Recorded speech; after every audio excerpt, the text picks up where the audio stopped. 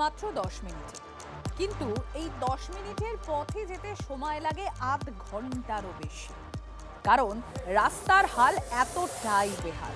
আমি আপনাদেরকে বলছি বিনপুর হাসপাতাল থেকে গোলাশুলি যাওয়ার রাস্তার কথা। আর শুধু যে এই রাস্তায় যে অন্য কোনো সরকারি অফিস বা দপ্তর নেই তা কিন্তু নয়, হাসপাতাল যেমন রয়েছে একাধিক সরকারি দপ্তরও, অথচ রাস্তার হাল দেখুন।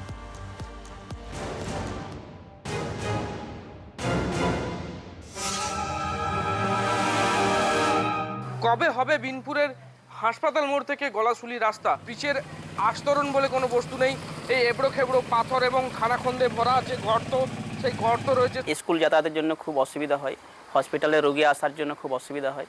রাস্তাটা প্রায় 4 বছর দীর্ঘ এরকম পড়ে আছে, এই অবস্থায় পড়ে আছে। নোংরা হয়ে আছে, ডোবা হয়ে আছে গোটা চারদিকে। তৃণমূলের আমল থেকে এই অবস্থা পড়ে আছে, রিপেয়ার কিচ্ছু হয়নি।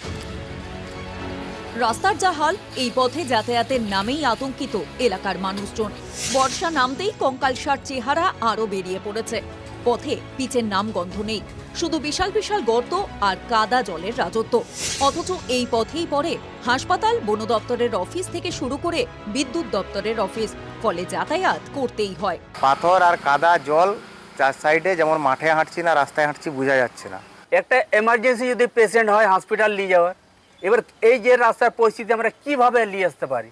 তা আধ রাস্তায় তো পেশেন্টটা মারা যাবে হসপিটালে পৌঁছাবার আগে।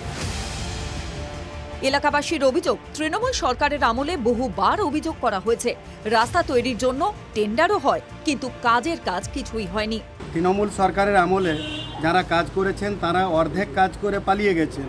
আমি জানি না তারা কেন পালিয়ে গেছেন, হয়তো এতটা ঘুষ খেয়েছেন, ভয়ের জন্য ওনারা পালিয়ে গেছেন। আমি প্রশাসনকে বলেছি, পিডব্লিউডিকে বলেছি, এই রাস্তা যাতে দ্রুততার সাথে মেরামত হয় তার জন্য তারা ব্যবস্থা নেবেন।